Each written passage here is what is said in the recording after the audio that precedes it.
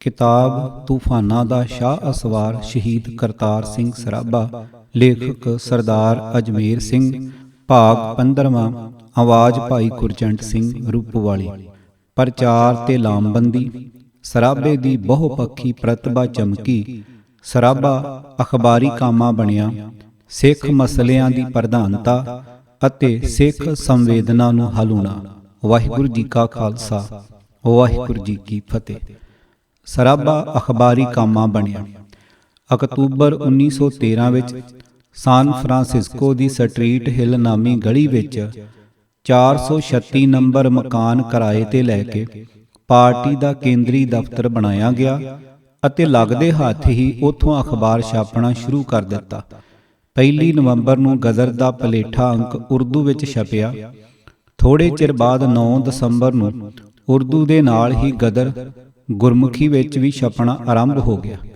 ਦਫ਼ਤਰ ਤੇ ਅਖਬਾਰ ਦਾ ਕੰਮ ਚਲਾਉਣ ਲਈ ਕਾਬਲ ਵਰਕਰਾਂ ਦੀ ਲੋੜ ਸੀ। ਇਸ ਵਾਸਤੇ ਸਭ ਤੋਂ ਪਹਿਲਾਂ ਕਰਤਾਰ ਸਿੰਘ ਸਰਾਭਾ ਨੇ ਆਪਣੀਆਂ ਸੇਵਾਵਾਂ ਪੇਸ਼ ਕੀਤੀਆਂ।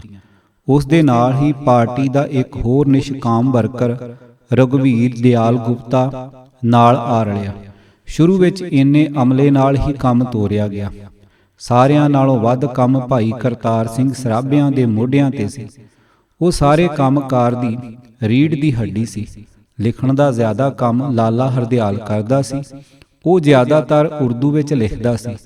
ਉਰਦੂ ਦੀ ਛਪਾਈ ਸਿੱਧੀ ਹੱਥ ਲਿਖਤ ਤੋਂ ਕੀਤੀ ਜਾਂਦੀ ਸੀ, ਜਿਸ ਦੇ ਵਾਸਤੇ ਸੁੰਦਰ ਤੇ ਸਾਫ਼ ਸੁਥਰੀ ਲਿਖਾਈ ਦੀ ਲੋੜ ਸੀ।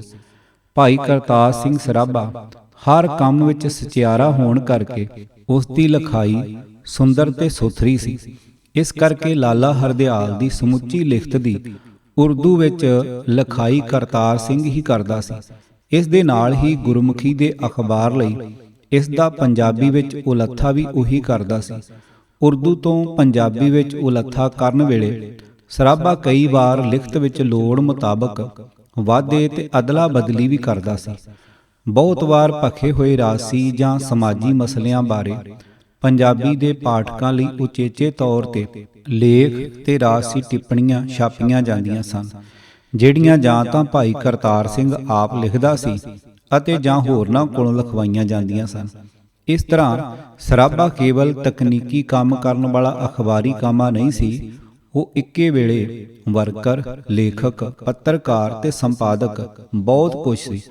ਉਸ ਦੀ ਪ੍ਰਤਿਭਾ ਇਕਹਿਰੀ ਨਹੀਂ, ਬਹੁ ਪਸਾਰੀ ਸੀ। ਸ਼ੁਰੂ ਵਿੱਚ ਛਾਪੇ ਵਾਲੀ ਮਸ਼ੀਨ ਹੱਥ ਨਾਲ ਗੇੜਨੀ ਪੈਂਦੀ ਸੀ। ਇਹ ਕੰਮ ਭਾਈ ਕਰਤਾਰ ਸਿੰਘ ਸਰਾਭਾ ਤੇ ਰਘੁਵੀਰ ਦਿਆਲ ਗੁਪਤਾ ਨੂੰ ਹੀ ਕਰਨਾ ਪੈਂਦਾ ਸੀ। ਕਦੇ-ਕਦੇ ਲਾਲਾ ਹਰਦਿਆਲ ਵੀ ਉਹਨਾਂ ਦਾ ਹੱਥ ਵਟਾ ਦਿੰਦਾ ਸੀ। ਇਸ ਤੋਂ ਬਾਅਦ ਅਖਬਾਰਾਂ ਦੇ ਫੋਲਡਰ ਤਿਆਰ ਕੀਤੇ ਜਾਂਦੇ ਸਨ ਅਤੇ ਉਹਨਾਂ ਨੂੰ ਡਾਕ ਰਾਹੀਂ ਵੱਖ-ਵੱਖ ਥਾਵਾਂ ਤੇ ਭੇਜਿਆ ਜਾਂਦਾ ਸੀ। ਫੋਲਡਰਾਂ ਉੱਤੇ ਡਾਕ ਪਤੇ ਲਿਖਣ ਦਾ ਕੰਮ ਵੀ ਸਰਾਭਾ ਹੀ ਕਰਦਾ ਸੀ। ਇਸ ਦੇ ਨਾਲ ਹੀ ਇਹ ਤਿੰਨੋਂ ਜਣੇ ਆਪਣਾ ਖਾਣਾ ਵੀ ਆਪ ਹੀ ਬਣਾਉਂਦੇ ਸਨ। ਇਸ ਕਰਕੇ ਇੰਨੇ ਥੋੜੇ ਸਟਾਫ ਨਾਲ ਕੰਮ ਚਲਾਉਣਾ ਬੇਹੱਦ ਔਖਾ ਹੋ ਗਿਆ ਸੀ, ਜਿਸ ਕਰਕੇ 23 ਦਸੰਬਰ ਦੇ ਅਖਬਾਰ ਵਿੱਚ ਇਹ ਅਪੀਲ ਕੀਤੀ ਗਈ ਕਿ ਦਫ਼ਤਰ ਤੇ ਅਖਬਾਰ ਦਾ ਕੰਮ ਚਲਾਉਣ ਲਈ ਹੋਰ ਸੇਵਕਾਂ ਦੀ ਲੋੜ ਹੈ। ਇਸ ਅਪੀਲ ਦਾ ਹੁੰਗਾਰਾ ਭਰਦਿਆਂ ਭਾਈ ਅਮਰ ਸਿੰਘ ਨਵਾਂ ਸ਼ਹਿਰ ਨੇ ਆਪਣੀਆਂ ਸੇਵਾਵਾਂ ਅਰਪਣ ਕਰ ਦਿੱਤੀਆਂ। ਇਸੇ ਦੌਰਾਨ ਪਾਰਟੀ ਨੇ ਲਾਲਾ ਹਰਦਿਆਲ ਦੀ ਨਿੱਜੀ ਸੁਰੱਖਿਆ ਲਈ ਬਰੀਡਲਵੀਲ ਤੋਂ ਭਾਈ ਹਰਨਾਮ ਸਿੰਘ ਨੂੰ ਸਾਨ ਫਰਾਂਸਿਸਕੋ ਭੇਜ ਦਿੱਤਾ ਸੀ, ਪਰ ਲਾਲੇ ਦੀ ਸੁਰੱਖਿਆ ਦੇ ਨਾਲ ਹੀ ਉਹ ਅਖਬਾਰ ਦੇ ਕੰਮ ਵਿੱਚ ਵੀ ਹੱਥ ਵਟਾਉਣ ਲੱਗ ਪਿਆ ਸੀ। ਇਸ ਤਰ੍ਹਾਂ ਵਰਕਰਾਂ ਦੀ ਸੰਖਿਆ ਲਗਾਤਾਰ ਵੱਧਦੀ ਗਈ। ਇਸ ਦੇ ਨਾਲ ਹੀ ਅਖਬਾਰ ਦੀ ਮੰਗ ਵੀ ਤੇਜ਼ੀ ਨਾਲ ਵੱਧਦੀ ਚਲੀ ਗਈ, ਜਿਸ ਕਰਕੇ ਛਾਪੇ ਦੀ ਬਿਜਲੀ ਨਾਲ ਚੱਲਣ ਵਾਲੀ ਲਿਥੋ ਮਸ਼ੀਨ ਖਰੀਦੀ ਗਈ ਅਤੇ ਉਸ ਦੇ ਵਾਸਤੇ ਇੱਕ ਵੱਖਰਾ ਮਕਾਨ 1324 ਵੈਲੈਂਸੀਆ ਸਟਰੀਟ ਕਿਰਾਏ ਤੇ ਲਿਆ ਗਿਆ। ਸਰਾਭੇ ਉੱਤੇ ਕੰਮ ਦਾ ਬੋਝ ਘਟਾਉਣ ਲਈ ਉਰਦੂ ਦੀ ਕਿਤਾਬਤ ਲਈ ਅਮਰ ਸਿੰਘ ਨੂੰ ਅਜ਼ਮਾਇਆ ਗਿਆ, ਪਰ ਉਸ ਦੀ ਲਿਖਾਈ ਸਰਾਭੇ ਜਿੰਨੀ ਸੁੰਦਰ ਨਹੀਂ ਸੀ। ਉਸ ਨੂੰ ਹੋਰ ਸੁਧਾਰ ਕਰਨ ਲਈ ਕਿਹਾ ਗਿਆ। 20 ਜਨਵਰੀ 1914 ਦੇ ਅੰਕ ਦਾ ਕਾਤਬ ਅਮਰ ਸਿੰਘ ਸੀ, ਪਰ 4-5 ਅੰਕਾਂ ਤੋਂ ਬਾਅਦ ਵੀ ਜਦ ਉਸ ਦੀ ਲਿਖਾਈ ਵਿੱਚ ਬਹੁਤਾ ਸੁਧਾਰ ਨਾ ਹੋਇਆ ਤਾਂ 24 ਫਰਵਰੀ ਤੋਂ ਇਹ ਕੰਮ ਫਿਰ ਸਰਾਭੇ ਨੇ ਸੰਭਾਲ ਲਿਆ। ਇਸੇ ਦੌਰਾਨ 2 ਹੋਰ ਵਰਕਰ ਭਾਈ ਬਸੰਤ ਸਿੰਘ ਲੁਧਿਆਣਾ ਤੇ ਭਾਈ ਕਰਤਾਰ ਸਿੰਘ ਲਤਾਲਾ, ਜਿਸ ਨੂੰ ਦੁੱਕੀ ਵੀ ਕਿਹਾ ਜਾਂਦਾ ਸੀ, ਵੀ ਸਟਾਫ ਵਿੱਚ ਸ਼ਾਮਲ ਹੋ ਗਏ।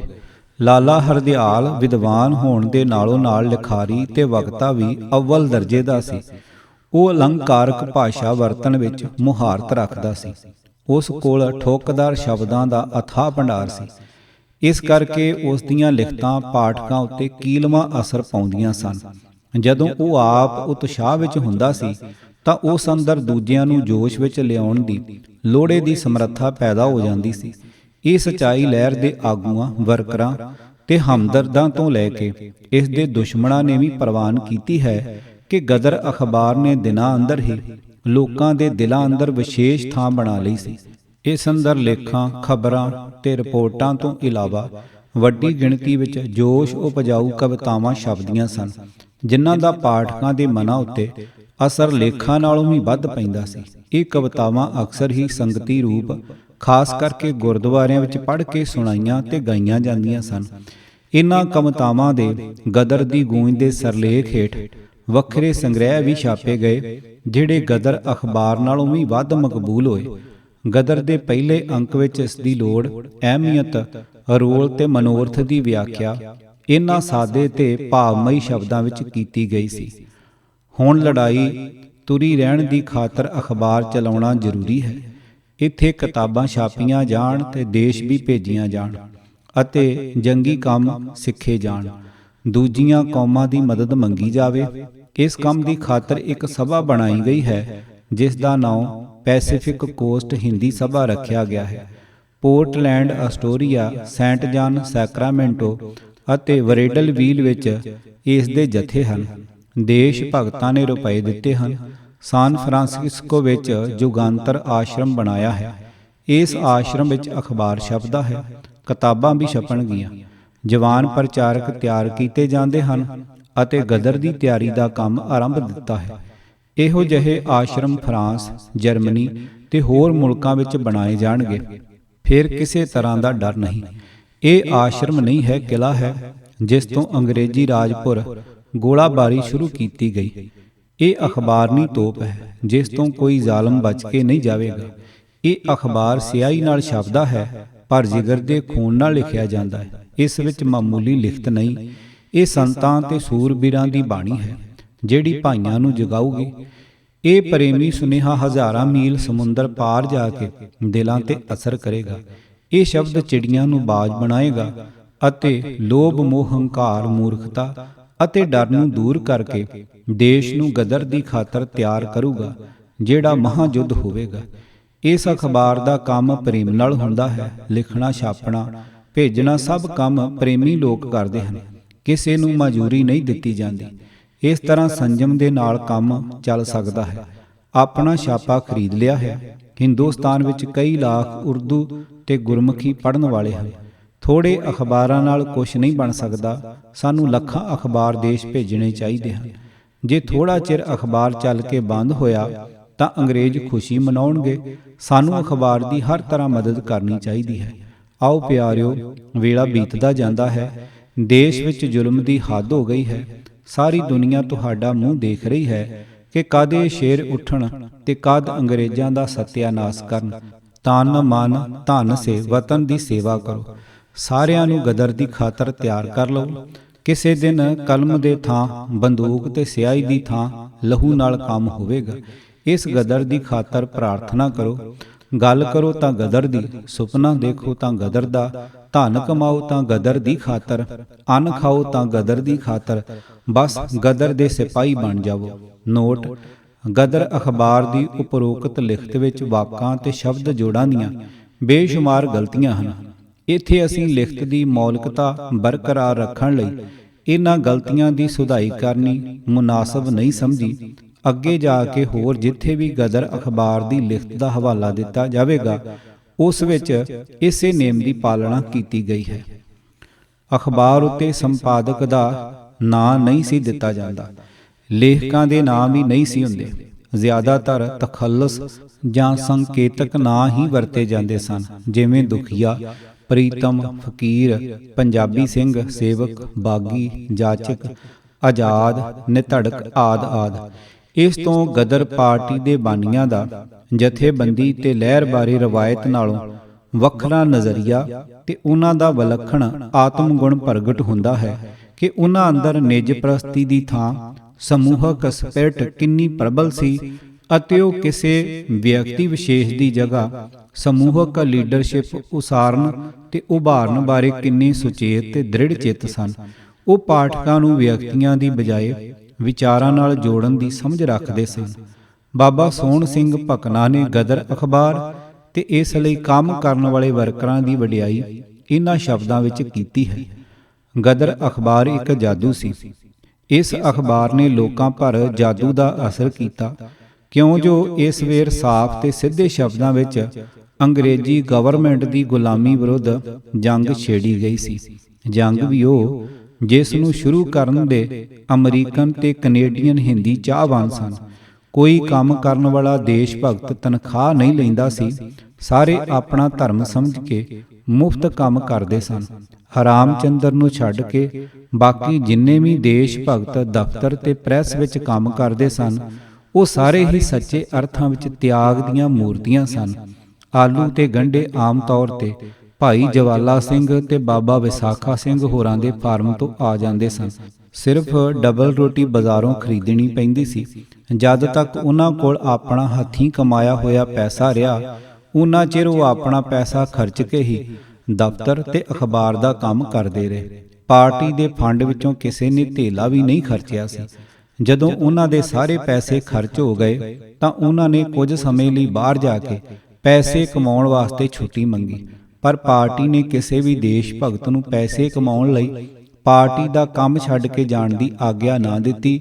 ਉਹਨਾਂ ਸਾਰਿਆਂ ਨੇ ਪਾਰਟੀ ਦਾ ਇਹ ਹੁਕਮ ਸਿਰ ਮੱਥੇ ਕਬੂਲ ਕਰ ਲਿਆ ਅਤੇ ਰੁੱਖੀ ਮਿੱਸੀ ਖਾ ਕੇ ਗੁਜ਼ਾਰਾ ਕਰਦੇ ਰਹੇ। ਆਪਣਾ ਨਿੱਜ ਦਾ ਕੰਮ ਕਰਦੇ ਹੋਏ ਜੋ ਦੇਸ਼ ਭਗਤ ਮਾਸ, ਆਂਡਾ ਤੇ ਮੱਖਣ ਤੋਂ ਬਿਨਾਂ ਇੱਕ ਦਿਨ ਨਹੀਂ ਰਹਿ ਸਕਦੇ ਸਨ, ਹੁਣ ਉਹ ਸੁੱਕੀ ਰੋਟੀ ਤੇ ਬੇਸਵਾਦੇ ਆਲੂ ਹੀ ਬੜੇ ਸ਼ੌਂਕ ਨਾਲ ਖਾਂਦੇ ਸਨ, ਕਿਉਂ ਜੋ ਉਹਨਾਂ ਨੂੰ ਹੁਣ ਆਪਣੇ ਦੇਸ਼ ਦੀ ਗਰੀਬੀ ਤੇ ਕੌਮੀ ਲੋੜਾਂ ਦਾ ਪੂਰਾ ਗਿਆਨ ਹੋ ਚੁੱਕਾ ਸੀ। ਕਈ ਵਾਰੀ ਇੱਕ ਪੈਸਾ ਖਰਚਣ ਬਾਰੇ ਵੀ ਅਸੀਂ ਲੋਕ ਕਈ ਘੰਟੇ ਸੋਚਿਆ ਕਰਦੇ ਸੀ ਕਿ ਖਰਚੀਏ ਕਿ ਨਾ। ਪੰਜਾਬੀ ਅਖਬਾਰ ਦੇ ਪਹਿਲੇ ਸਫ਼ੇ ਤੇ ਬਿਲਕੁਲ ਉੱਪਰ ਸਰਵਰਕ ਉੱਤੇ ਗੁਰੂ ਨਾਨਕ ਦੇਵ ਜੀ ਦਾ ਇਹ ਪਵਿੱਤਰ ਵਾਕ ਛਪਿਆ ਹੁੰਦਾ ਸੀ, ਜੋ ਤੋ ਪ੍ਰੇਮ ਖੇਲਣ ਕਾ ਚਾਓ, ਸਿਰ ਧਰ ਤਲੀ ਗਲੀ ਮੇਰੀ ਆਓ। ਪਹਿਲੇ ਕੁਝ ਅੰਕਾਂ ਵਿੱਚ ਸੰਪਾਦਕ ਦੀ ਅਣਜਾਣਤਾ ਕਰਕੇ ਜੋ ਤੋ ਦੀ ਥਾਂ ਗਲਤੀ ਨਾਲ ਜੇ ਚਿੱਤ ਸ਼ਬਦ ਆ ਰਿਹਾ, ਪਰ ਬਾਅਦ ਵਿੱਚ ਇਸ ਗਲਤੀ ਦੀ ਸੋਧ ਕਰ ਲਈ ਗਈ ਸੀ। ਜਿੰਨਾ ਚਿਰ ਅਖਬਾਰ ਕਰਤਾਰ ਸਿੰਘ ਸਰਾਭਾ ਦੀ ਦੇਖ ਰੇਖ ਹੇਠ ਛਪਦਾ ਰਿਹਾ, ਉਹਨਾਂ ਚਿਰ ਇਸ ਦੇ ਸਰਵਰਕ ਵਿੱਚ ਕੋਈ ਤਬਦੀਲੀ ਨਹੀਂ ਕੀਤੀ ਗਈ ਸੀ। ਪਰ ਬਾਅਦ ਵਿੱਚ ਜਾ ਕੇ ਜਦੋਂ ਸਰਾਭੇ ਨੇ ਅਖਬਾਰ ਦੇ ਕੰਮ ਛੱਡ ਕੇ ਜਥੇਬੰਦੀ ਦੀਆਂ ਹੋਰ ਵਧੇਰੇ ਅਹਿਮ ਜ਼ਿੰਮੇਵਾਰੀਆਂ ਓਟ ਲਈਆਂ ਅਤੇ ਲਾਲਾ ਹਰਦਿਆਲ ਦੇ ਅਮਰੀਕਾ ਤੋਂ ਚਲੇ ਜਾਣ ਉਪਰੰਤ ਇਸ ਦੀ ਥਾਂ ਨਵੀਂ ਸੰਪਾਦਕੀ ਟੀਮ, ਜਿਸ ਵਿੱਚ ਭਾਈ ਹਰਨਾਮ ਸਿੰਘ, ਕੋਟਲਾ ਨੌਦ ਸਿੰਘ, ਰਾਮ ਚੰਦਰ ਤੇ ਭਾਈ ਭਗਵਾਨ ਸਿੰਘ ਪ੍ਰੀਤਮ ਆਦਿ ਸ਼ਾਮਲ ਸਨ, ਨੇ ਅਖਬਾਰ ਦਾ ਕੰਮ ਸੰਭਾਲ ਲਿਆ ਸੀ, ਤਾਂ ਅਖਬਾਰ ਦਾ ਨਾਂ ਹਿੰਦੁਸਤਾਨ ਗਦਰ ਕਰ ਦਿੱਤਾ ਗਿਆ ਅਤੇ ਸਰਵਰਕ ਉੱਤੋਂ ਗੁਰਬਾਣੀ ਦੀ ਸਤਰ ਹਟਾ ਦਿੱਤੀ ਗਈ ਅਤੇ ਉੱਪਰ ਦੋਵੇਂ ਪਾਸੇ ਬੰਦੇ ਮਾਤਰਮ ਮੋਟਾ ਕਰਕੇ ਲਿਖਿਆ ਜਾਣ ਲੱਗਾ।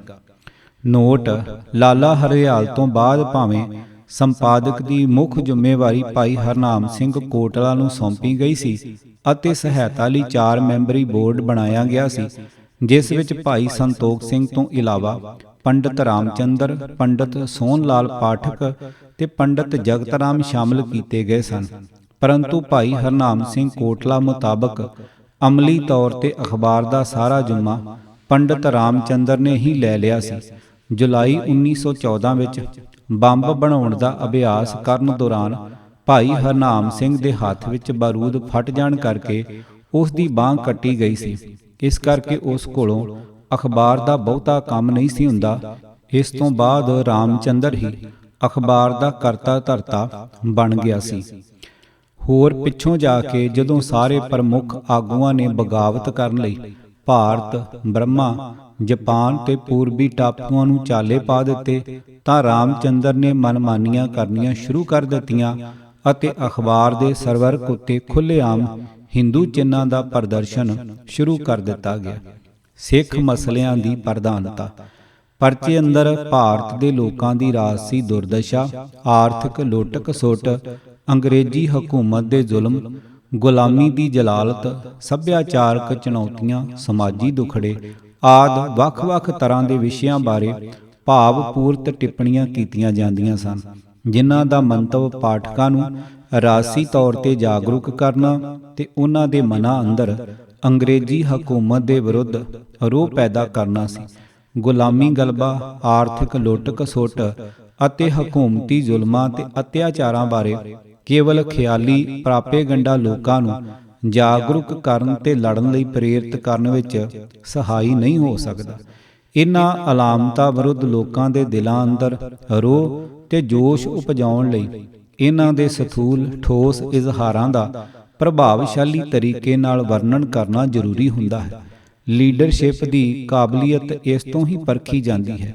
ਇਸ ਤੋਂ ਕਿਸੇ ਲਹਿਰ ਦਾ ਸਮਾਜ ਵਿਗਿਆਨਕ ਵਿਸ਼ਲੇਸ਼ਣ ਕਰਨਾ, ਭਾਵ ਉਸ ਵਿੱਚ ਸ਼ਾਮਲ ਅੱਡ-ਅੱਡ ਸਮਾਜੀ ਤੇ ਧਾਰਮਿਕ ਵਰਗਾਂ ਦੇ ਤਤਕਾਲੀ ਸਰੋਕਾਰਾਂ, ਰਾਜਸੀ ਸੂਝ-ਬੂਝ, ਵਿਚਾਰਧਾਰਕ ਝੁਕਾਵਾਂ ਅਤੇ ਲਹਿਰ ਅੰਦਰ ਉਹਨਾਂ ਦੀ ਸ਼ਮੂਲੀਅਤ ਦੀ ਨਿਸਬਤ ਦਾ ਅਨੁਮਾਨ ਲਾਉਣਾ ਸੁਖਾਲਾ ਹੋ ਜਾਂਦਾ ਹੈ। ਗਦਰ ਪਾਰਟੀ ਦੀ ਪ੍ਰਚਾਰ ਸਮੱਗਰੀ ਦੀ ਘੋਖਵੀਂ ਛਾਣਬੀਣ ਕਰਨ ਤੋਂ ਇਹ ਤੱਥ ਉਗਣਵੇਂ ਰੂਪ ਵਿੱਚ ਪ੍ਰਗਟ ਹੁੰਦਾ ਹੈ ਕਿ ਹੋਰਨਾਂ ਵਰਗਾਂ ਦੀ ਤੁਲਨਾ ਵਿੱਚ ਸਿੱਖਾਂ ਨਾਲ ਜੁੜੇ ਮਸਲਿਆਂ ਨੂੰ ਸਭ ਤੋਂ ਵੱਧ ਵਿਚਾਰਿਆ ਤੇ ਉਭਾਰਿਆ ਗਿਆ। ਬਹੁਤ ਸਾਰੀਆਂ ਲਿਖਤਾਂ ਤੇ ਕਵਿਤਾਵਾਂ ਉਚੇਚੇ ਤੌਰ ਤੇ ਸਿੱਖਾਂ ਨੂੰ ਮੁਖਾਤਬ ਹੋ ਕੇ ਲਿਖੀਆਂ ਗਈਆਂ। ਹਿੰਦੂਆਂ ਜਾਂ ਮੁਸਲਮਾਨਾਂ ਨੂੰ ਵਿਸ਼ੇਸ਼ ਤੌਰ ਤੇ ਸੰਬੋਧਿਤ ਹੋਣ ਦੀਆਂ ਉਦਾਹਰਨਾਂ ਘੱਟ ਮਿਲਦੀਆਂ ਹਨ। ਇਸ ਤੋਂ ਸਪਸ਼ਟ ਹੁੰਦਾ ਹੈ ਕਿ ਗਦਰ ਪਾਰਟੀ ਦੇ ਪ੍ਰਚਾਰ ਤੇ ਸਰਗਰਮੀਆਂ ਦਾ ਦਾਇਰਾ ਬਹੁਤਾ ਕਰਕੇ ਸਿੱਖ ਭਾਈਚਾਰੇ ਤੱਕ ਹੀ ਸੀਮਤ ਰਿਹਾ ਸੀ।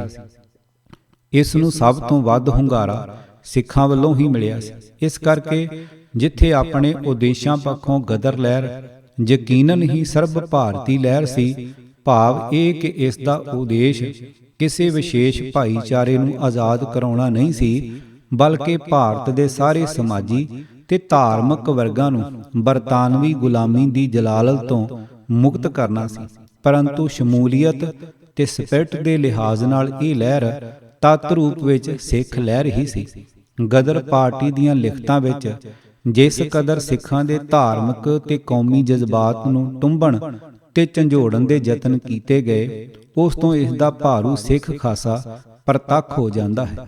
ਗਦਰੀ ਆਗੂਆਂ ਨੂੰ ਬਰਤਾਨਵੀ ਸਾਮਰਾਜੀਆਂ ਦੀ ਸਿੱਖ ਕੌਮ ਨੂੰ ਗੁਲਾਮ ਬਣਾਉਣ ਦੀ ਸਾਰੀ ਰਾਜਸੀ ਕਪਟਬਾਜ਼ੀ ਦੀ ਸਮਝ ਪੈ ਗਈ ਸੀ। ਅੰਗਰੇਜ਼ਾਂ ਨੇ ਪਹਿਲਾਂ ਧੱਕੇ ਤੇ ਫਰੇਬ ਨਾਲ ਸਿੱਖਾਂ ਦਾ ਮੁਲਕ ਖੋਹਿਆ ਅਤੇ ਫਿਰ ਇੱਕ ਵਿਸ਼ੇਸ਼ ਸੋਚ ਤੇ ਯੋਜਨਾ ਤਹਿਤ ਉਹਨਾਂ ਦੇ ਧਾਰਮਿਕ ਤੇ ਵਿਦਿਅਕ ਅਸਥਾਨਾਂ ਉੱਤੇ ਹਕੂਮਤੀ ਕੰਟਰੋਲ ਸਥਾਪਿਤ ਕੀਤਾ ਗਿਆ।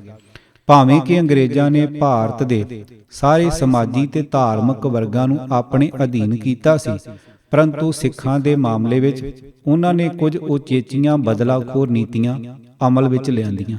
ਸਿੱਖਾਂ ਨੇ ਖਾਲਸਾ ਰਾਜ ਦੀ ਰੱਖਿਆ ਕਰਨ ਲਈ ਅੰਗਰੇਜ਼ੀ ਫੌਜ ਦੇ ਵਿਰੁੱਧ ਲੜਦਿਆਂ ਅੰਗਰੇਜ਼ਾਂ ਨੂੰ ਨਾਨੀ ਚੇਤੇ ਕਰਵਾ ਦਿੱਤੀ ਸੀ। ਅੰਗਰੇਜ਼ਾਂ ਨੂੰ ਭਾਰਤ ਅੰਦਰ ਹੋਰ ਕਿਸੇ ਵਰਗ ਵੱਲੋਂ ਇੰਨਾ ਸਖਤ ਵਿਰੋਧ ਦਾ ਸਾਹਮਣਾ ਨਹੀਂ ਕਰਨਾ ਪਿਆ ਸੀ।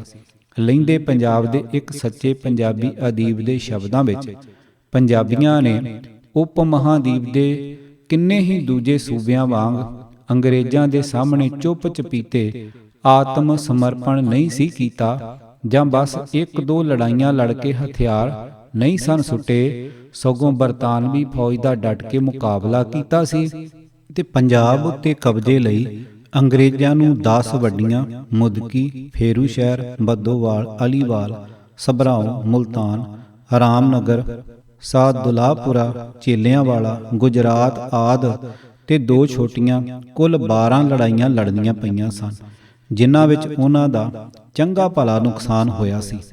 ਸ਼ਾਤਰ ਦਿਮਾਗ ਅੰਗਰੇਜ਼ ਇਹ ਗੱਲ ਭਾਂਪ ਗਏ ਸਨ ਕਿ ਸਿੱਖਾਂ ਦੀ ਬਹਾਦਰੀ ਦਾ ਅਸਲੀ ਕਾਰਨ ਨਸਲੀ ਵਿਸ਼ੇਸ਼ਤਾ ਨਹੀਂ, ਉਹਨਾਂ ਦੀ ਧਾਰਮਿਕ ਵਿਸ਼ੇਸ਼ਤਾ ਹੈ। ਸਿੱਖ ਕੌਮ ਦਾ ਜਨਮ ਤੇ ਵਿਕਾਸ ਨਿਆਰੇ ਢੰਗ ਨਾਲ ਹੋਇਆ ਹੈ।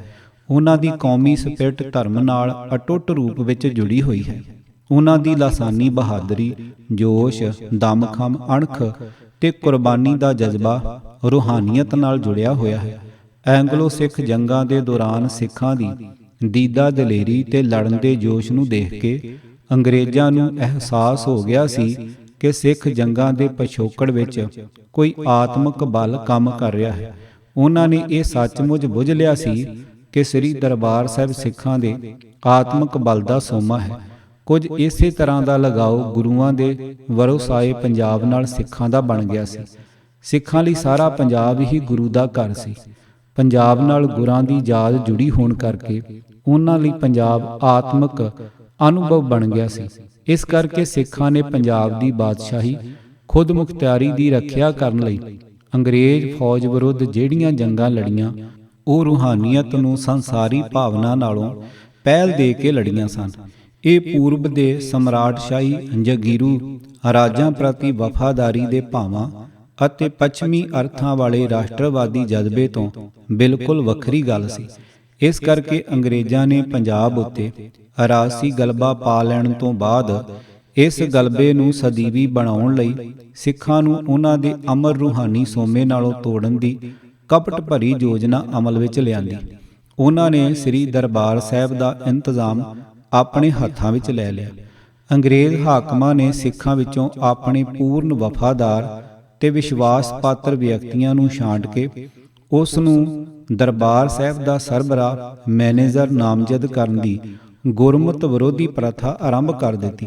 ਸਿਰਫ ਇੰਨਾ ਹੀ ਨਹੀਂ, ਅੰਗਰੇਜ਼ਾਂ ਨੂੰ ਸਿੱਖਾਂ ਦਾ ਆਪਣੇ ਗੁਰੂਆਂ ਨਾਲ ਬੇਜੋੜ ਪਿਆਰ ਤੇ ਗੁਰੂਆਂ ਦੀ ਅਮਰ ਬਾਣੀ ਵਿੱਚ ਅਗਾਧ ਸ਼ਰਧਾ ਦੀ ਸਮਝ ਪੈ ਗਈ ਸੀ। ਇਸ ਕਰਕੇ ਉਹਨਾਂ ਨੇ ਦਰਬਾਰ ਸਾਹਿਬ ਨੂੰ ਆਪਣੇ ਕੰਟਰੋਲ ਵਿੱਚ ਲੈਣ ਉੱਤੇ ਹੀ ਸੰਤੋਖ ਨਹੀਂ ਕੀਤਾ, ਇਸ ਦੇ ਨਾਲ ਹੀ ਸਿੱਖਾਂ ਨੂੰ ਆਪਣੇ ਰੂਹਾਨੀ ਵਿਰਸੇ ਨਾਲੋਂ ਤੋੜਨ ਲਈ ਪੰਜਾਬੀ ਬੋਲੀ ਉੱਤੇ ਕਮੀਨਾ ਵਾਰ ਕਰਨ ਦਾ ਬੇਅਦਬੀ ਭਰਿਆ ਕਾਰਾ ਕੀਤਾ। ਮੰਨੇ ਪਰਮੰਨੇ ਅੰਗਰੇਜ਼ ਲਿਖਾਰੀ ਤੇ ਵਿਦਿਆ ਦੇ ਮਾਹਰ ਲੀਟਨਰ ਨੇ ਆਪਣੀ ਪ੍ਰਸਿੱਧ ਕਿਤਾਬ ਵਿੱਚ ਲਿਖਿਆ ਹੈ ਕਿ ਅੰਗਰੇਜ਼ਾਂ ਦੇ ਆਉਣ ਤੋਂ ਪਹਿਲਾਂ ਪੰਜਾਬ ਵਿੱਚ ਵਿਦਿਆ ਦਾ ਮਿਆਰ ਯੂਰਪੀ ਮਿਆਰ ਤੋਂ ਉੱਚਾ ਸੀ। ਅੰਗਰੇਜ਼ਾਂ ਨੇ ਸਿੱਖਾਂ ਨੂੰ ਰੂਹਾਨੀ ਵਿਰਸੇ ਨਾਲੋਂ ਤੋੜਨ ਦੇ ਨਾਪਾਕ ਇਰਾਦੇ ਨਾਲ ਪੰਜਾਬੀ ਵਿੱਚ ਵਿਦਿਆ ਦਾ ਸਿਲਸਿਲਾ ਪੂਰੀ ਤਰ੍ਹਾਂ ਖਤਮ ਕਰ ਦਿੱਤਾ। ਇਨਸਾਫ ਤੇ ਭਾਸ਼ਾਈ ਅਸੂਲਾਂ ਦਾ ਘਾਤ ਕਰਕੇ ਅੰਗਰੇਜ਼ੀ ਦੀ ਥਾਂ ਉਰਦੂ ਨੂੰ ਪੰਜਾਬ ਦੀ ਸਥਾਨਕ ਭਾਸ਼ਾ ਦਾ ਦਰਜਾ ਦੇ ਦਿੱਤਾ ਅਤੇ ਸਾਰੀ ਸਿੱਖਿਆ ਉਰਦੂ ਦੇ ਮਾਧਿਅਮ ਰਾਹੀਂ ਦੇਣ ਦੀ ਘਿਣਾਉਣੀ ਪ੍ਰਣਾਲੀ ਪ੍ਰਚਲਿਤ ਕਰ ਦਿੱਤੀ। ਇਸ ਮੰਤਵ ਲਈ ਦਿੱਲੀ ਤੇ ਲਖਨਊ ਤੋਂ ਉਰਦੂ ਦੇ ਉਸਤਾਦ ਉਚੇਚੇ ਬੁਲਾਏ ਗਏ। ਪੰਜਾਬ ਉੱਤੇ ਕਬਜ਼ਾ ਕਰ ਲੈਣ ਤੋਂ ਬਾਅਦ ਬਰਤਾਨਵੀ ਹਾਕਮਾਂ ਨੇ ਬਦਲਾਖੋਰ ਲਹਿਜੇ ਵਿੱਚ ਪੰਜਾਬੀ ਕਾਇਦੇ ਉੱਤੇ ਧਾਵਾ ਬੋਲਦਿਆਂ ਹੋਇਆਂ ਸਰਕਾਰੀ ਇਸ਼ਤਿਹਾਰਾਂ ਵਿੱਚ ਹੋਕਾ ਦਿੰਦਿਆਂ ਕਿਹਾ, ਜਿਹੜਾ ਬੰਦਾ ਅੰਗਰੇਜ਼ ਸਰਕਾਰ ਕੋਲ ਆਪਣੀ ਰਜਾਮੰਦੀ ਨਾਲ ਤਲਵਾਰ ਆਦਿ ਹਥਿਆਰ ਜਮ੍ਹਾਂ ਕਰਾਏਗਾ, ਉਸ ਨੂੰ 2 ਆਨੇ ਇਨਾਮ ਦਿੱਤਾ ਜਾਵੇਗਾ, ਜਿਹੜੀ ਉਸ ਜ਼ਮਾਨੇ ਵਿੱਚ ਚੰਗੀ ਭਲੀ ਰਕਮ ਸੀ। ਜਦ ਕਿ ਜਿਹੜਾ ਪੰਜਾਬੀ ਕਾਇਦਾ ਜਮ੍ਹਾਂ ਕਰਾਏਗਾ, ਉਸ ਨੂੰ ਇਸ ਤੋਂ 3 ਗੁਣਾ ਰਕਮ ਭੇਟ ਕੀਤੀ ਜਾਵੇਗੀ, ਯਾਨੀ ਕਿ 6 ਆਨੇ ਦਿੱਤੇ ਜਾਣਗੇ। ਇਸ ਤੋਂ ਚੰਗੀ ਤਰ੍ਹਾਂ ਅੰਦਾਜ਼ਾ ਲਾਇਆ ਜਾ ਸਕਦਾ ਹੈ ਕਿ ਅੰਗਰੇਜ਼ਾਂ ਲਈ ਪੰਜਾਬੀ ਕਾਇਦਾ ਤੀਰਾਂ, ਤਲਵਾਰਾਂ ਅਤੇ ਬਰਸ਼ੀਆਂ ਨਾਲੋਂ ਵੀ ਵਧੇਰੇ ਖਤਰਨਾਕ ਸੀ। ਇਸ਼ਤਿਹਾਰੀ ਮੁਜਰਮਾਂ ਵਾਂਗ ਮੁਖਬਰਾਂ ਸਦਕਾ ਅੰਗਰੇਜ਼ ਸਰਕਾਰ ਨੇ ਪੰਜਾਬੀ ਕਾਇਦੇ ਲੱਭ ਕੇ ਜਾਇਆ ਕੀਤੇ ਤਾਂ ਕਿ ਪੰਜਾਬੀ ਜ਼ਬਾਨ ਫਿਰ ਤੋਂ ਸਿਰ ਨਾ ਚੁੱਕ ਲਵੇ।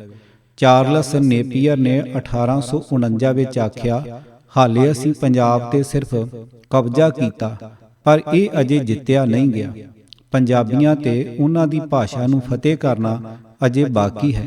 ਹਾਲੇ ਸਿਰਫ ਪੰਜਾਬੀਆਂ ਦੇ ਸਰੀਰਾਂ ਨੂੰ ਗੁਲਾਮੀ ਦੀਆਂ ਜੰਜੀਰਾਂ ਵਿੱਚ ਜਕੜਿਆ ਜਾ ਸਕਿਆ ਹੈ।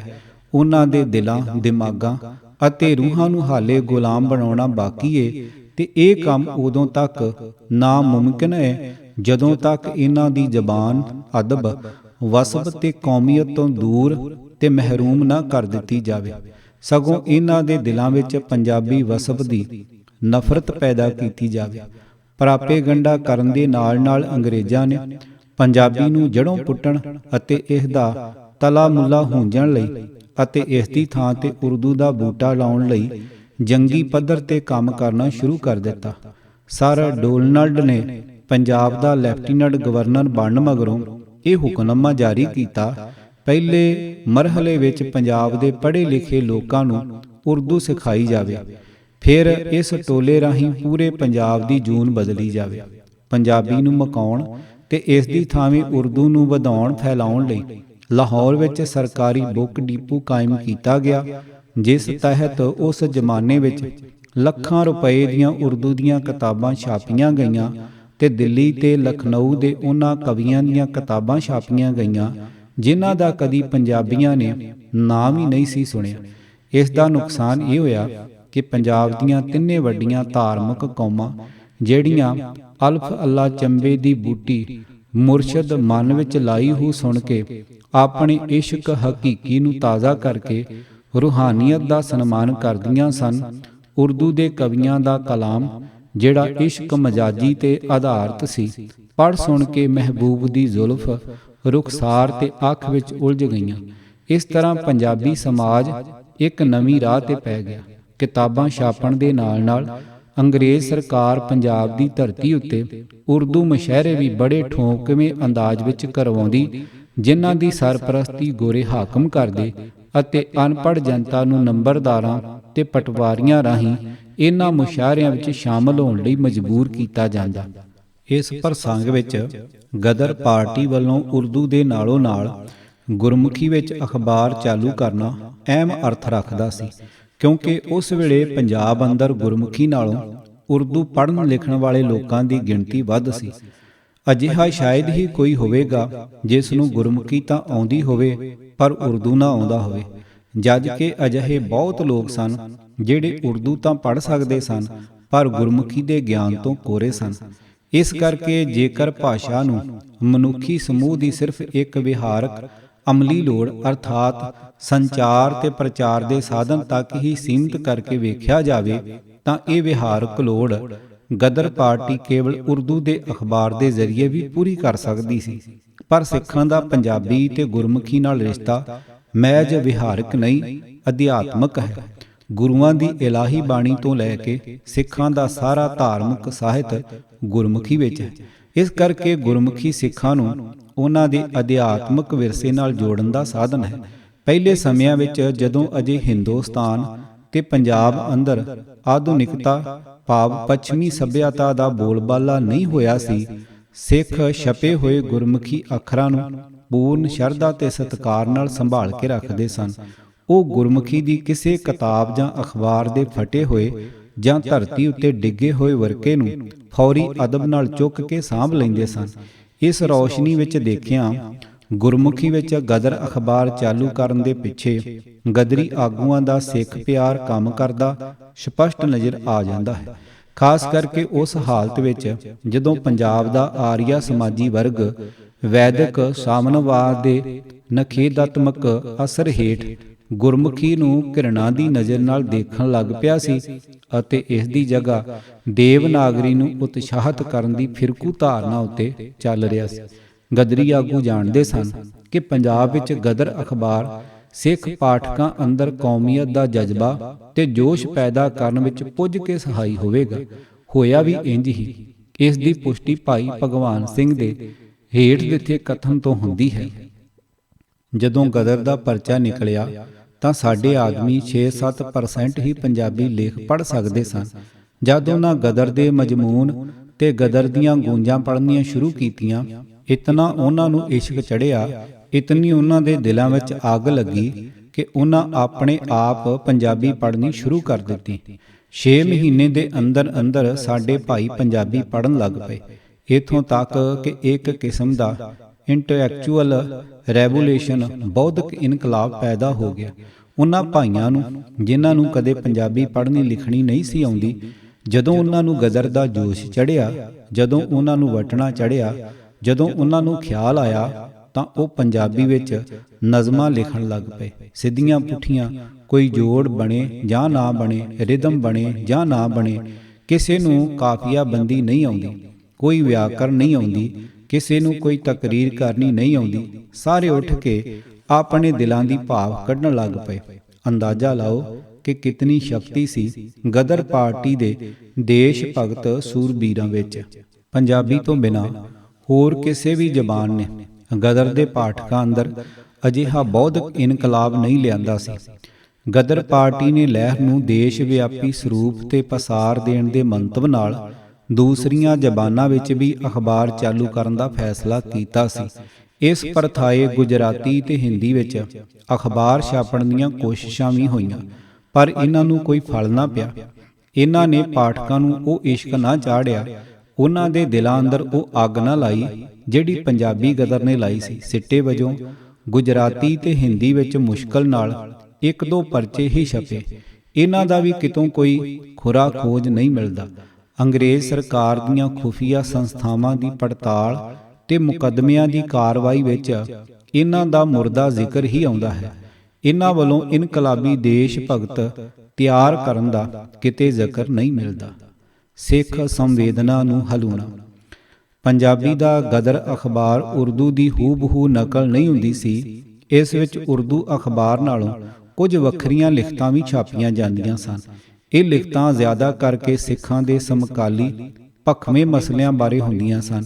ਇਹਨਾਂ ਦੀ ਚੋਣ ਭਾਈ ਕਰਤਾਰ ਸਿੰਘ ਸਰਾਭਾ ਕਰਦਾ ਸੀ। ਨੋਟ ਕਰਨ ਵਾਲੀ ਖਾਸ ਗੱਲ ਇਹ ਹੈ ਕਿ ਪੰਜਾਬੀ ਦੇ ਗਦਰ ਅਖਬਾਰ ਵਿੱਚ ਅੰਗਰੇਜ਼ ਹਕੂਮਤ ਵੱਲੋਂ ਸਿੱਖਾਂ ਦਾ ਮੁਲਕ ਅਤੇ ਉਹਨਾਂ ਦੇ ਗੁਰੂ ਅਸਥਾਨ ਅਤੇ ਵਿਦਿਆ ਅਸਥਾਨ ਖੋਹ ਲੈਣ ਦੇ ਸੰਵੇਦਨਸ਼ੀਲ ਮਸਲਿਆਂ ਨੂੰ ਪ੍ਰਮੁੱਖ ਤੌਰ ਤੇ ਉਭਾਰਿਆ ਗਿਆ। ਜਨਵਰੀ 1914 ਦੇ ਅੰਕ ਵਿੱਚ ਪੰਥ ਅੱਗੇ ਪੁਕਾਰ ਦੇ ਸਿਰਲੇਖ ਹੇਠ ਇਹਨਾਂ ਸੰਵੇਦਨਸ਼ੀਲ ਮਸਲਿਆਂ ਨੂੰ ਲੈ ਕੇ ਸਿੱਖਾਂ ਦੀ ਧਾਰਮਿਕ ਤੇ ਕੌਮੀ ਸੰਵੇਦਨਾ ਨੂੰ ਹਲੂਣਾ ਦੇਣ ਦਾ ਪੁਰਜ਼ੋਰ ਯਤਨ ਕੀਤਾ ਗਿਆ, ਜਿਸ ਤੋਂ ਸਿੱਖ ਗਦਰੀ ਆਗੂਆਂ ਦੇ ਧਾਰਮਿਕ ਤੇ ਕੌਮੀ ਵਲਵਲਿਆਂ ਦੀ ਸਪਸ਼ਟ ਤਸਵੀਰ ਉਘੜ ਆਉਂਦੀ ਹੈ। ਜਜ਼ਬਾਤੀ ਸ਼ੈਲੀ ਵਿੱਚ ਲਿਖੇ ਇਸ ਲੇਖ ਵਿੱਚ ਸਿੱਖ ਕੌਮ ਨੂੰ ਇੰਜ ਵੰਗਾਰ ਪਾਈ ਗਈ।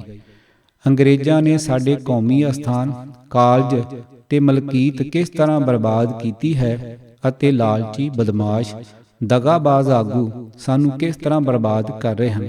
ਐ ਸਿੱਖ ਭਾਈਓ, ਕਦੇ ਤੁਸੀਂ ਇਹ ਸੋਚਿਆ ਹੈ ਕਿ ਸਾਡਾ ਕੀ ਹਾਲ ਹੋ ਰਿਹਾ ਹੈ? ਅੰਗਰੇਜ਼ਾਂ ਨੇ ਸਾਡੀ ਜੜ੍ਹਾਂ ਵਿੱਚ ਉਸ ਦਿਨ ਤੋਂ ਤੇਲ ਦੇ ਛੱਡਿਆ ਹੈ ਜਿਸ ਦਿਨ ਇਹਨਾਂ ਨੇ ਸਾਡਾ ਮੁਲਕ ਖੋਹ ਲਿਆ। ਕਦੇ ਕਿਸੇ ਦੇ ਵਿਦਿਆ ਸਥਾਨ ਅਤੇ ਗੁਰ ਅਸਥਾਨ ਵੀ ਕਿਸੇ ਨੇ ਖੋਏ ਨੇ। ਦੇਖੋ 1907 ਵਿੱਚ ਖਾਲਸਾ ਕਾਲਜ ਜਿਹੜਾ ਸਾਡਾ ਬੜਾ ਹਮੈਤੀ ਸੀ, ਇਹਨਾਂ ਨੇ ਆਪਣੇ ਹੱਥ ਵਿੱਚ ਲੈ ਲਿਆ ਅਤੇ ਨਾਉ ਨੂੰ ਖਾਲਸਾ ਕਾਲਜ ਪਰ ਅਖਤਿਆਰ ਅੰਗਰੇਜ਼ਾਂ ਦਾ। ਪਰ ਇੱਕ ਬਾਤ ਔਰ ਹੈ ਜਿਹੜੀ ਘੱਟ ਵੱਧ ਸਾਡੇ ਭਾਈ ਜਾਣਦੇ ਹਨ, ਉਹ ਇਹ ਕਿ ਜਿਹੜਾ ਪਵਿੱਤਰ ਅਸਥਾਨ ਹਮਾਰੇ ਗੁਰੂ ਅਰਜਨ ਦੇਵ ਜੀ ਨੇ ਆਪਣੇ ਹੱਥੀਂ ਟੋਕਰੀ ਉਠਾ ਕੇ ਬਣਾਇਆ ਸੀ, ਬਦਮਾਸ਼ ਬੇਈਮਾਨ ਅੰਗਰੇਜ਼ਾਂ ਨੇ ਹਮਾਰੇ ਗੁਰਦੁਆਰੇ ਸ੍ਰੀ ਅੰਮ੍ਰਿਤਸਰ ਜੀ ਕੋ ਆਪਣੇ ਹੱਥ ਵਿੱਚ ਲੈ ਲਿਆ ਹੈ। ਹੁਣ ਦੱਸੋ ਸਾਡਾ ਹੱਕ ਕਿੱਥੇ ਰਹਿ ਗਿਆ? ਸਾਡਾ ਨਾਮ ਕਦ ਤੱਕ ਰਹੂਗਾ? ਇੱਕ ਈਸਾਈ ਨੇ ਜਿਸ ਨੇ ਸਾਡੇ ਕਾਲਜ ਨੂੰ ਹਜਮ ਕਰ ਲਿਆ ਹੈ, ਉਸ ਦੇ ਭਾਈ ਇੱਕ ਸ਼ਰਾਬੀ ਤੇ ਬੇਈਮਾਨ ਦਗੇਬਾਜ਼ ਨੇ ਸਾਡੇ ਪਵਿੱਤਰ ਅਸਥਾਨ ਦੇ ਪੈਸੇ ਨੂੰ ਛੱਡ ਦਿੱਤਾ ਹੈ। ਕਿ ਸਾਡੀ ਖਾਤਰ ਜਿਉਂਦੇ ਰਹਿਣਾ ਚਾਹੀਦਾ ਹੈ ਕਿ ਜਿਸ ਜਗ੍ਹਾ ਨੂੰ ਗੁਰੂ ਜੀ ਲਹੂ ਪਾਣੀ ਹੋ ਕੇ ਬਣਾਇਆ ਸੀ, ਉਸ ਨੂੰ ਸ਼ਰਾਬੀ, ਰੰਡੀਬਾਜ਼, ਲੁਟੇਰੇ ਅੰਗਰੇਜ਼ ਖਾ ਜਾਣ। ਸਾਨੂੰ ਕੀ ਖਬਰ ਹੈ ਕਿ ਉਹਨਾਂ ਨੇ ਕਿਤਨਾ ਪੈਸਾ ਹਜ਼ਮ ਕਰ ਲਿਆ ਹੈ, ਜਦ ਉਸ ਦੀ ਕੋਈ ਖਰਚ ਜਾਂ ਆਮਦਨ ਦੀ ਰਿਪੋਰਟ ਨਹੀਂ ਛਪਦੀ। ਕੀ ਅਸੀਂ ਸਿੱਖ ਕਹਾਉਣ ਦੇ ਲਾਇਕ ਹਾਂ? ਨਹੀਂ ਨਹੀਂ, ਸਿਰਫ ਈਸਾਈ ਹਾਂ, ਜਦ ਕਿ ਈਸਾਈ ਸਾਡੇ ਗੁਰੂ ਅਸਥਾਨਾਂ ਦਾ ਮੁਖਤਿਆਰ ਬਣਿਆ ਬੈਠਾ ਹੈ। ਹੁਣ ਸਾਡੇ ਈਸਾਈ ਬਣਨ ਦੀ ਕੀ ਕਸਰ ਹੈ? ਕਿਸੇ ਕੌਮ ਦੀ ਇਸ ਤੋਂ ਜ਼ਿਆਦਾ ਕੀ ਬੇਇੱਜ਼ਤੀ ਹੋ ਸਕਦੀ ਹੈ ਜਿੱਥੇ ਗੁਰੂ ਅਸਥਾਨ, ਵਿਦਿਆ ਸਥਾਨ ਤੇ ਕੁੱਲ ਮਲਕੀਤ ਦੂਜਿਆਂ ਦੇ ਹੱਥ ਵਿੱਚ ਹੋਵੇ ਅਤੇ ਉਹ ਉਹਨਾਂ ਦੀ ਵਫਾਦਾਰੀ ਕਰਨ। ਇਹ ਮੌਤ ਦੇ ਨਾਲੋਂ ਵੀ ਵਧੀਤ ਹੈ। ਉਸ ਕੌਮ ਦੇ ਬਾਹਰੋਂ ਜੁੱਤੀਆਂ ਕਿਉਂ ਨਾ ਪੈਣ ਜਿਸ ਦਾ ਘਰ ਵਿੱਚ ਇਹ ਹਾਲ ਹੋਵੇ। ਕਿ ਉਸ ਕੌਮ ਨੂੰ ਇਸ ਦੁਨੀਆ ਤੋਂ ਜਿਉਂਦਾ ਰਹਿਣਾ ਚਾਹੀਦਾ ਹੈ? ਕਿ ਅੱਜ ਸਿੱਖ ਜਿਹੜਾ 1.25 ਲੱਖ ਨਾਲ ਲੜਨ ਦੇ ਦਾਅਵੇ ਰੱਖਦਾ ਸੀ, ਸਿੰਘ ਕਹਾਣੇ ਦੇ ਲਾਇਕ ਹਨ? ਬਿਲਕੁਲ ਨਹੀਂ। ਜਦ ਨਾ ਉਹਨਾਂ ਦਾ ਮੁਲਕ ਰਿਹਾ ਹੈ, ਨਾ ਧਰਮ। ਕਿ ਅਜੇ ਗੁਰੂ ਸਾਹਿਬ ਤੋਂ ਫੇਰ ਉਮੀਦ ਰੱਖਦੇ ਹੋ ਕਿ ਉਹ ਆ ਕੇ ਤੁਹਾਡੇ ਦੁੱਖਾਂ ਨੂੰ ਹਟਾਉਣਗੇ? ਮੈਂ ਤਾਂ ਇਹ ਕਹਿੰਦਾ ਹਾਂ ਕਿ ਉਹ ਸਾਡੀ ਕਦੇ ਮਦਦ ਨਹੀਂ ਕਰਨਗੇ। ਜਦ ਉਹਨਾਂ ਨੇ ਸਭ ਟੱਬਰੇ ਜ਼ੁਲਮ ਦੇ ਵਿਰੁੱਧ ਕੁਰਬਾਨ ਹੋ ਕੇ ਦਿਖਾ ਦਿੱਤਾ, ਅਤੇ ਇਹ ਦਿਖਾਵਾ ਨਹੀਂ ਸੀ, ਇਹ ਹੁਕਮ ਹੈ ਕਿ ਤੁਸੀਂ ਵੀ ਇਸ ਤਰ੍ਹਾਂ ਕਰੋ। ਜਦ ਅਸੀਂ ਉਹਨਾਂ ਦੇ ਹੁਕਮ ਨੂੰ ਨਹੀਂ ਮੰਨਦੇ, ਅਸੀਂ ਉਹਨਾਂ ਦੇ ਸਿੱਖ ਨਹੀਂ ਹਾਂ। ਉਹ ਸਿੱਖ ਭਾਈਓ, ਜੰਗ ਵਿੱਚ ਆ ਮਿਲੋ ਕਿ ਸਾਨੂੰ ਲੋਕ ਕਹਿਣਗੇ ਕਿ ਜਿਹੜੇ ਸਿੱਖ ਦੂਜਿਆਂ ਦੀ ਖਾਤਰ ਕੁਰਬਾਨ ਹੁੰਦੇ ਸਨ, ਅੱਜ ਅੰਗਰੇਜ਼ ਉਹਨਾਂ ਨੂੰ ਭੇਡਾਂ ਵਾਂਗ ਖਾ ਰਹੇ ਹਨ। ਕਿ ਇਹ ਸਿੰਘਾਂ ਦੇ ਨਾਂ ਨੂੰ ਬੱਟਾ ਨਹੀਂ, ਅਸੀਂ ਕਹੇ ਲਾਇਕ ਪੈਦਾ ਹੋਏ ਹਾਂ ਕਿ ਸ਼ੇਰਾਂ ਤੋਂ ਭੇਡਾਂ ਬਣ ਰਹੇ ਹਾਂ। ਸ਼ਰਮ ਸ਼ਰਮ ਵੀਰੋ, ਅਜੇ ਵੀ ਆ ਜਾਓ, ਇਸ ਫੁੱਟ ਨੂੰ ਤੋੜ ਦਿਓ, ਤਲਵਾਰ ਪਕੜ ਕੇ ਜ਼ਾਲਮ ਨੂੰ ਜ਼ੁਲਮ ਦਾ ਸਵਾਦ ਦਿਖਾਓ। ਅਸੀਂ ਸ਼ੇਰ ਹਾਂ, ਸ਼ੇਰਾਂ ਦਾ ਕੰਮ ਕਰਾਂਗੇ, ਆਓ ਗਦਰ ਵਿੱਚ ਮਿਲ ਜਾਈਏ, ਗਦਰ ਬਿਨਾਂ ਸਾਡਾ ਛੁਟਕਾਰਾ ਨਹੀਂ ਹੋਵੇਗਾ। ਜਿੱਥੇ ਵੀ ਭਾਰਤੀਆਂ ਦਾ ਕੋਈ ਵਰਗ ਗੁਲਾਮੀ ਤੇ ਵਿਤਕਰੇ ਵਿਰੁੱਧ ਜਥੇਬੰਦ ਆਵਾਜ਼ ਉਠਾਉਣ ਦੀ ਦਲੇਰੀ ਕਰਦਾ ਸੀ, ਗਦਰ ਪਾਰਟੀ ਵੱਲੋਂ ਜਿੱਥੇ ਉਸ ਦੀ ਪੁਰਜ਼ੋਰ ਸਵਾਗਤ ਕੀਤਾ ਜਾਂਦਾ ਸੀ, ਉੱਥੇ ਨਾਲ ਹੀ ਗੁਲਾਮੀ ਕਬੂਲ ਕਰੀ ਬੈਠੇ ਸਿੱਖਾਂ ਨੂੰ ਚੁੱਭਵੇਂ ਮਿਹਣੇ ਦਿੱਤੇ ਜਾਂਦੇ ਸਨ। ਦੱਖਣੀ ਅਫਰੀਕਾ ਵਿੱਚ ਗੁਜਰਾਤੀ ਔਰਤਾਂ ਨੇ ਗੁਲਾਮੀ ਦੇ ਕਾਨੂੰਨਾਂ ਦੇ ਵਿਰੁੱਧ ਵਿੱਚ ਮਰਦਾਂ ਦੇ ਬਰਾਬਰ ਮੋਰਚੇ ਮੱਲੇ, ਤਾਂ ਗਦਰ ਵਿੱਚ ਗੁਜਰਾਤੀ ਔਰਤਾਂ ਦੀ ਮਿਸਾਲ ਦੇ ਕੇ ਸਿੱਖਾਂ ਦੀ ਜ਼ਮੀਰ ਨੂੰ ਝੰਜੋੜਨ ਦਾ ਪੁਰਜ਼ੋਰ ਯਤਨ ਕੀਤਾ ਗਿਆ। 30 ਦਸੰਬਰ 1913 ਦੇ ਅੰਕ ਵਿੱਚ ਪੰਜਾਬੀ ਸਿੰਘ ਤੇ ਗੁਜਰਾਤੀ ਔਰਤਾਂ ਦੇ ਅਨੁਮਾਨ ਹੇਠ ਲਿਖੇ ਲੇਖ ਵਿੱਚ ਸਿੱਖਾਂ ਦੀ ਅਣਖ ਨੂੰ ਇੰਜ ਵੰਗਾਰਿਆ ਗਿਆ। ਹੁਣ ਮੈਂ ਸਿੰਘਾਂ ਤੋਂ ਪੁੱਛਦਾ ਹਾਂ ਕਿ ਜਿਨ੍ਹਾਂ ਨੂੰ ਗੁਰੂ ਗੋਬਿੰਦ ਸਿੰਘ ਜੀ ਨੇ ਅੰਮ੍ਰਿਤ ਛਕਾ ਕਰ ਸ਼ੇਰ ਬਣਾਇਆ ਸੀ ਅਤੇ ਇੱਕ ਇੱਕ ਸਿੰਘ 1.25 ਲੱਖ ਨਾਲ ਲੜਨ ਦਾ ਦਾਅਵਾ ਰੱਖਦੇ ਸਨ, ਪਰ ਹੁਣ ਵੀ ਪੰਜਾਬ ਵਿੱਚ ਇਸੇ ਤਰ੍ਹਾਂ ਸਿੰਘਾਂ ਨੂੰ ਅੰਮ੍ਰਿਤ ਛਕਾਇਆ ਜਾਂਦਾ ਹੈ, ਪਰ ਉਹ ਪਹਿਲਾਂ ਜਿਹੀ ਕੁਵੱਤ ਤੇ ਬਹਾਦਰੀ ਸਿੰਘਾਂ ਵਿੱਚ ਕਿਉਂ ਨਹੀਂ ਰਹੀ? ਇਹ ਇਸ ਦੇ ਦੋ ਸਬੱਬ ਹਨ। ਪਹਿਲਾ, ਉਹ ਆਦਮੀ ਜਿਹੜੇ ਅੰਮ੍ਰਿਤ ਬਣਾਉਂਦੇ ਹਨ ਉਹ ਗੁਲਾਮ ਹਨ। ਗੁਰਦੁਆਰਿਆਂ ਦੇ ਗ੍ਰੰਥੀ ਅੰਗਰੇਜ਼ ਬਾਂਦਰਾਂ ਨੂੰ ਝੁਕ ਝੁਕ ਕੇ ਸਲਾਮ ਕਰਦੇ ਦੇਖੇ ਜਾਂਦੇ ਹਨ। ਭਲਾ ਅਜਿਹੇ ਨੀਚ ਪੁਰਸ਼ ਜਿਹੜੇ ਮਜ਼੍ਹਬੀ ਲੀਡਰ ਬਣੇ ਹੋਏ ਹਨ, ਤਾਂ ਕੌਮ ਵਿੱਚ ਕੀ ਤਾਕਤ ਤੇ ਦਲੇਰੀ ਹੋ ਸਕਦੀ ਹੈ? ਜਦ ਤੱਕ ਸ਼ੇਰ ਦਿਲ ਤੇ ਬਹਾਦਰ ਆਦਮੀ ਸ਼ਹੀਦ ਨਹੀਂ ਹੁੰਦੇ, ਤਦ ਤੱਕ ਕੋਈ ਅਸਰ ਨਹੀਂ ਹੋਵੇਗਾ।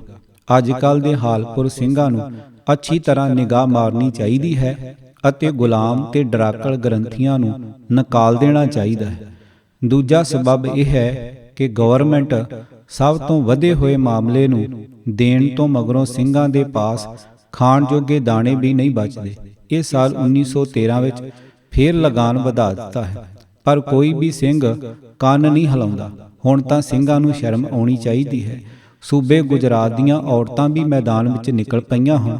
ਹੁਣ ਆਪਣੇ ਨਾਂ ਤੋਂ ਜਾਂ ਤਾਂ ਸਿੰਘ ਦਾ ਪਦ ਹਟਾ ਕੇ ਗੁਜਰਾਤੀ ਔਰਤਾਂ ਨੂੰ ਦੇ ਦਿਓ, ਨਹੀਂ ਸ਼ੇਰ ਬਣ ਕੇ ਮੈਦਾਨ ਵਿੱਚ ਆ ਜਾਓ ਅਤੇ ਗੁਰੂ ਗੋਬਿੰਦ ਸਿੰਘ ਜੀ ਦੇ ਬਖਸ਼ੇ ਹੋਏ ਖਿਤਾਬ ਦੀ ਇੱਜ਼ਤ ਕਰੋ। ਲੇਖਕ ਇੱਕ ਪੰਜਾਬੀ ਸਿੰਘ ਸੋਹਣ ਸਿੰਘ ਜੋਸ਼ ਨੇ ਪੰਜਾਬੀ ਸਿੰਘ ਦੀ ਪਛਾਣ ਹਰਨਾਮ ਸਿੰਘ ਕੋਟਲਾ ਵਜੋਂ ਕੀਤੀ ਹੈ। ਗੁਲਾਮ ਤੇ ਡਰਾਕਲ ਗ੍ਰੰਥੀਆਂ ਨੂੰ ਨਿਕਾਲ ਦੇਣ ਦਾ ਸੱਦਾ ਇੱਕ ਤਰ੍ਹਾਂ ਨਾਲ ਗੁਰਦੁਆਰਾ ਸੁਧਾਰ ਲੈ ਚਲਾਉਣ ਦੀ ਲੋੜ ਵੱਲ ਇਸ਼ਾਰਾ ਸੀ। ਇਸ ਤੋਂ ਥੋੜੇ ਹੀ ਸਾਲਾਂ ਬਾਅਦ ਪੰਜਾਬ ਅੰਦਰ ਗੁਰਦੁਆਰਾ ਸੁਧਾਰ ਲਹਿਰ ਪੂਰੇ ਜਲਾਲ ਵਿੱਚ ਪ੍ਰਗਟ ਹੋ ਗਈ ਸੀ। ਤੂਫਾਨਾਂ ਦਾ ਸ਼ਾਹ ਅਸਵਾਰ ਸ਼ਹੀਦ ਕਰਤਾਰ ਸਿੰਘ ਸਰਾਭਾ। ਲੇਖਕ ਸਰਦਾਰ ਅਜਮੇਰ ਸਿੰਘ। ਆਵਾਜ਼ ਭਾਈ ਗੁਰਜੰਟ ਸਿੰਘ ਰੂਪਵਾਲੀ। ਪੂਰੀ ਕਿਤਾਬ ਸੁਣਨ ਵਾਸਤੇ YouTube channel Gurjant Singh Roopwali subscribe ਕਰੋ। ਵਾਹਿਗੁਰੂ ਜੀ ਕਾ ਖਾਲਸਾ, ਵਾਹਿਗੁਰੂ ਜੀ ਕੀ ਫਤਿਹ।